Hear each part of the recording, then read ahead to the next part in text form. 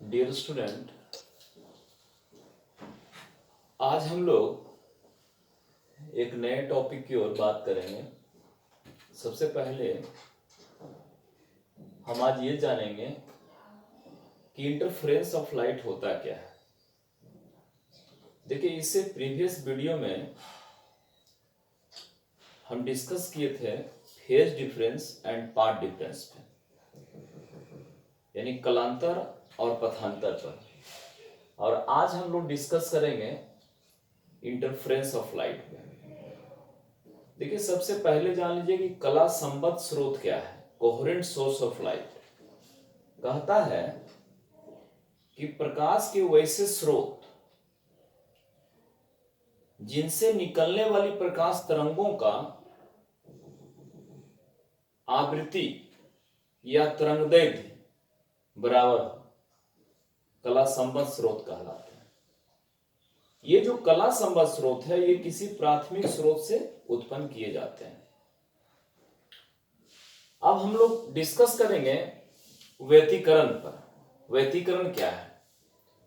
तो सबसे पहले अगर हम व्यतिकरण को जानना है तो देखिए, यहां इंटरफेरेंस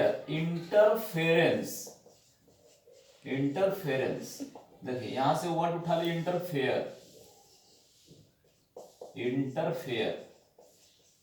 इंटरफेयर का क्या मतलब होता है? मिलना जुलना।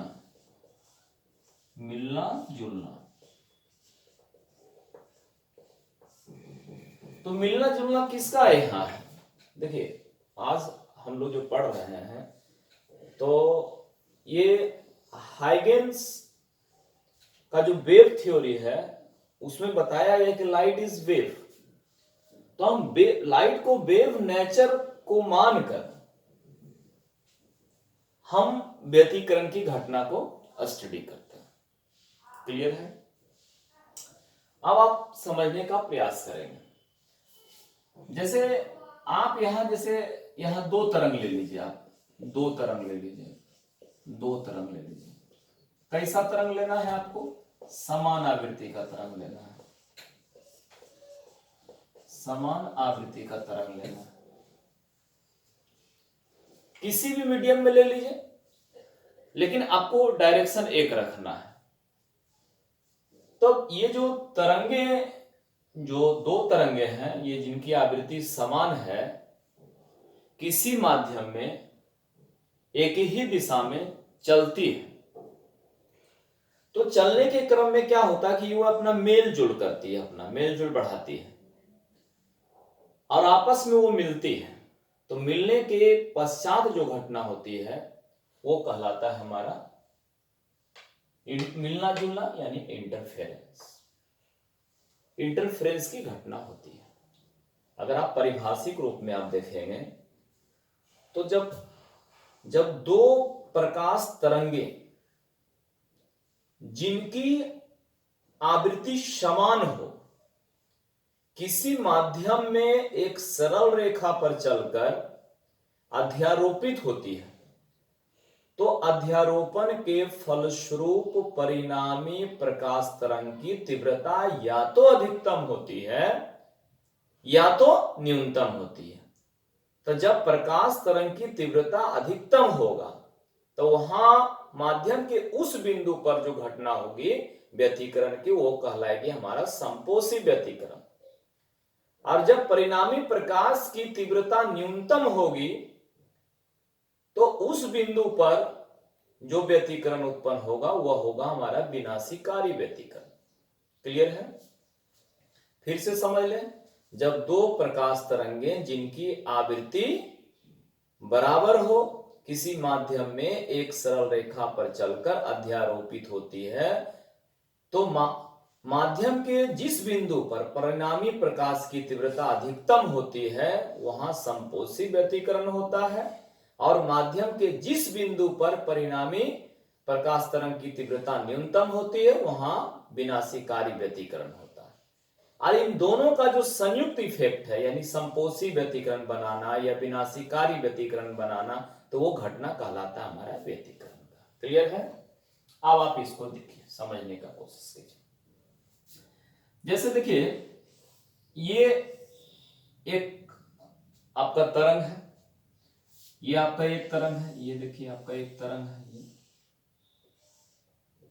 क्लियर है। ये पीक है यानी इसका चोटी है, यानी शीर्ष आप कह सकते हैं, ये आपका इसका गर्त हो गया। तो इसका ये जो एम्पलीट्यूड है, ये आपका इसका जो एम्पलीट्यूड ये है, आयाम जिसको बोलते हैं, इसका आयाम को मान लीजिए A1 है आपका, A1 है, ये मान लीजिए कि 8 सेंटीमीटर का है, क्लियर है। तो सेम होगा इसका भी, क्लियर है। अब एक दूसरा प्रकाश तरंग को देख लीजिए आप,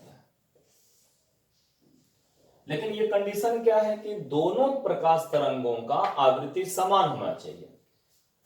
तो अब जो है एक और तरंग आप ले लीजिए, ये देखिए, ये दूसरा प्रकाश तरंग है, इसका जो एम्पलीट्यूड है या आयाम जो है, ये आपका A2 ले लीजिए, ये आपका मान लीजिए 7 सेंटीमीटर, क्लियर है। आप इसको प्लस से दिखा दीजिए, अपर में है, शीर्ष है, ये आप इसको नीचे ये माइनस नेगेटिव दिखा दीजिए, ये आप इसको पॉजिटिव दिखा दीजिए, ये नेगेटिव दिखा, क्योंकि ये शीर्ष है, ये गर्त है, क्लियर। अब देखिए ये जो प्रकाश तरंग है एक ही डायरेक्शन में है, आवृत्ति भी समान। आवृत्ति समान का क्या मतलब है, यहां से यहां तक का डिस्टेंस आपका, यहां से यहां तक का डिस्टेंस जो है और यहां से यहां तक का डिस्टेंस दोनों क्या है, सेम है, यानी आवृत्ति क्या है, समान है, क्लियर है। अब इसका थ्योरी समझिए, थ्योरी क्या कहता है कि जब दो प्रकाश तरंगे किसी माध्यम में एक ही दिशा में चलकर अध्यारोपित होती है, यानी मिलता जुलता, दोनों को मिला दीजिए, ये देखिए दोनों मिलता जुलता रहेगा, इसको मिला दीजिए, तो आप गौर करेंगे, देखिए इसका आयाम जो है, एम्पलीट्यूड है A1, इसका एम्पलीट्यूड है A2, तो पॉजिटिव वाला पॉजिटिव से मिलेगा, तो इसका वैल्यू कितना होगा, 8 + 7 यानी 15 हो जाएगा, ये बड़ा हो जाएगा जाकर, ये 15 हो जाएगा, ये A1 + A2 हो गया, A1 + A2 = 15 सेंटीमीटर। ये भी वही कहानी, नेगेटिव वाला नेगेटिव से मिला, पॉजिटिव वाला पॉजिटिव से मिला, नेगेटिव वाला नेगेटिव से मिल जाएगा, तो ये हो जाएगा हमारा ये 15 सेंटीमीटर, ये भी क्लियर है, बात समझ गए। नेगेटिव वाला नेगेटिव, नेगेटिव वाला 8 है, यहां 7 है, तो वो 15 हो जाएगा, ये समझ गए। अब आप एक दूसरा एग्जांपल देखिए, ये देखिए इस तरीके से मूव कर रहे हैं ये ऐसे, और दूसरा देखिए इसका जो मूवमेंट स्टाइल है थोड़ा चेंज हो गया, नीचे से जा रहा है ऐसे, ये इस तरीके से जा रहा है, क्लियर है। एम्पलीट्यूड इसका हो गया A1 8 सेंटीमीटर, ये माइनस है, ये प्लस है, और ये जो है ये हमारा A2 हो गया हमारा, ये आपका यहां से यहां तक जो है ये आपका हो गया कितना, 7 सेंटीमीटर, ये भी 7, दोनों सेम होगा, तो यहां से आवृत्ति तो सेम है, N1 और N2 दोनों बराबर है, N1 यहां N1 = N2 दोनों बराबर है। अब आप समझिए, इसको जब मिलाएंगे तो आप गौर करेंगे, देखिए इसका डायरेक्शन देखिए, समझिए, यहां देखिए ये पॉजिटिव है, ये देखिए यहां नेगेटिव है, यहां देखिए ये पॉजिटिव है, यहां ये पॉजिटिव, ये नेगेटिव, पॉजिटिव और नेगेटिव मिलेगा तो ये दूसरे से कैंसिल हो जाएगा, तो देखिए यहाँ 8 है, यहाँ 7 है, तो 1 सेंटीमीटर बचा, कहां बचा, पॉजिटिव बचा, यानी 1 सेंटीमीटर यहां बचा, ये। अब आप देखिए नेगेटिव का, देखिए पॉजिटिव का, देखिए नेगेटिव है 8 सेंटीमीटर, पॉजिटिव है आपका 7 सेंटीमीटर, तो 1 सेंटीमीटर नीचे बचेगा नेगेटिव वाला, देखिए ये बचा आपका, ये हो गया A1 - A2 = हो गया आपका 8 सेंटीमीटर - 7 सेंटीमीटर = 1 सेंटीमीटर, तो 1 सेंटीमीटर ऊपर है ये, और 1 सेंटीमीटर ये नीचे है, तो ये जो परिणामी तरंग है इसका तीव्रता यहां मैक्सिमम है, यहां क्या है, इंटेंसिटी मैक्सिमम, इंटेंसिटी मैक्सिमम किसका, परिणामी प्रकाश तरंग का, यहां क्या है, इंटेंसिटी मिनिमम हो गया, इंटेंसिटी मिनिमम हो गया, मिनिमम हो गया। क्लियर है? तो परिणामी प्रकाश की तीव्रता जहां अधिकतम होगा वहां संपोषी व्यतिकरण यानी कंस्ट्रक्टिव इंटरफेरेंस बनेगा, और जहां परिणामी प्रकाश की तीव्रता न्यूनतम होगा वहां विनाशकारी व्यतिकरण उत्पन्न होगा, यानी यहां डिस्ट्रक्टिव इंटरफेरेंस बनता है। क्लियर है? उम्मीद करते हैं फिर से समझिए। एक प्रकाश तरंग, दूसरा प्रकाश तरंग, दोनों का फ्रीक्वेंसी सेम है यानी n1 n2 है, लेकिन एम्पलीट्यूड जो है दोनों का डिफर कर रहा है, अलग अलग है। तो आप देखेंगे यहां पॉजिटिव पॉजिटिव एक साथ मैच कर गया, नेगेटिव नेगेटिव एक साथ मैच कर गया, यानी ये बड़ा हो गया, इसका पिक बड़ा हो गया। इसका देखिए डायरेक्शन, ये ऊपर से मूवमेंट है, इसका मूवमेंट नीचे से है।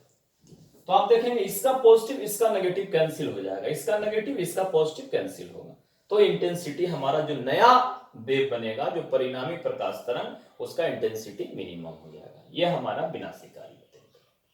क्लियर है? ठीक। अब आगे की बात,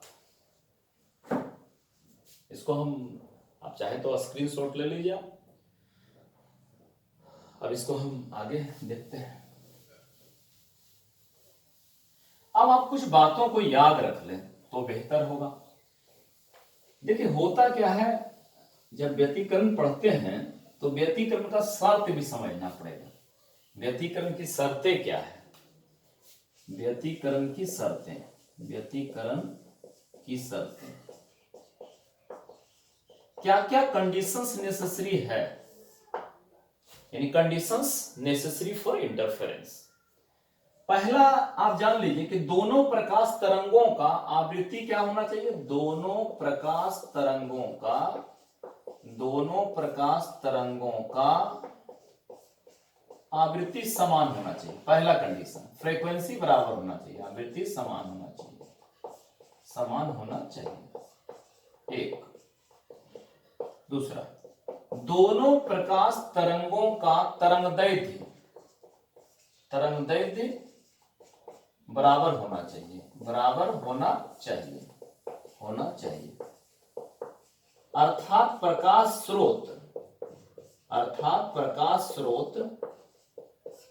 स्रोत एक वर्णीय होना चाहिए, प्रकाश स्रोत एक वर्णीय होना चाहिए, एक वर्णीय होना चाहिए।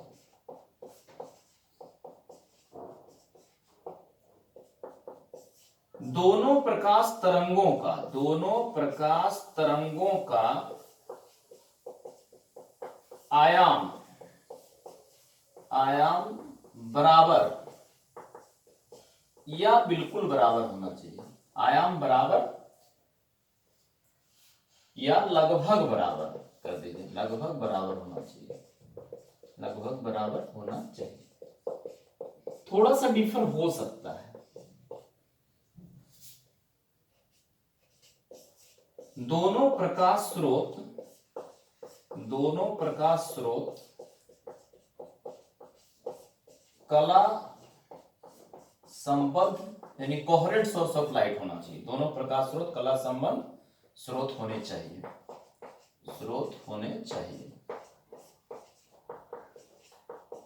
पांचवा नंबर की बात आते हैं। देखिए ये क्लियर है, प्रकाश स्रोत कैसा होना चाहिए। अब दोनों प्रकाश स्रोत होना क्या चाहिए कि नैरोअर स्लिट होना चाहिए। प्रकाश स्रोत संकीर्ण होना चाहिए,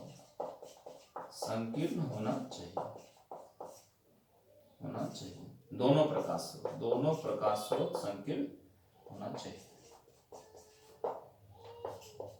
छठा, अब आप समझिए कि प्रकाश तरंगों के जो कणों का विस्थापन है, प्रकाश तरंगों के कणों का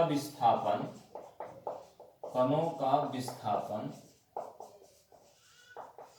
एक सरल रेखा में होना चाहिए,